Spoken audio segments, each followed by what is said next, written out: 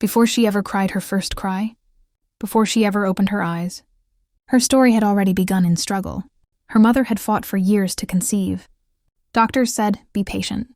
Diviners said, sacrifice more. But patience wasn't enough, and sacrifices became endless. Rumor has it her mother visited every known altar in the Rambake kingdom, the mountain shrines, the river temples, the hidden caves where women whispered their deepest prayers. Some say she knelt before prophets. Others say she stood before medicine men.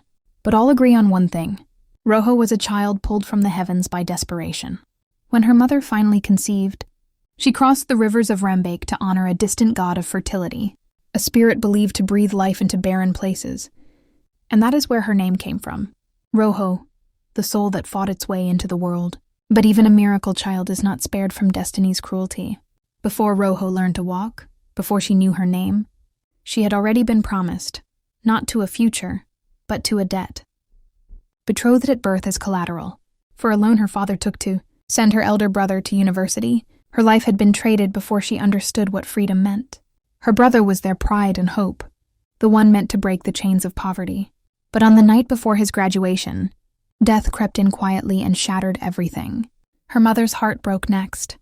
Depression drowned her slowly, then suddenly, taking her away from Rojo long before the girl understood the meaning of loss.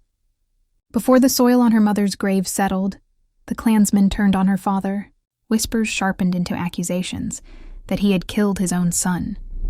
Accusations became anger, and anger became violence. By dusk, goons were hired. By nightfall, stones rained like curses and fire consumed their home. Rojo fled into the night, barefoot, trembling, carrying nothing but her name and the miracle of survival. She reached the neighboring village seeking refuge. But refuge for girls like her often comes with chains. Her father's benefactor took her in, but survival was a debt too. At 16, she was married off to a man old enough to be her grandfather. A man who said, "I saved you." Yet every day Rojo felt more trapped than rescued. Still, beneath the grief, beneath the fear, beneath the ashes of everything she lost, a fire lived, a spark, a knowing, a promise that her story would not end where pain began. But little did she know.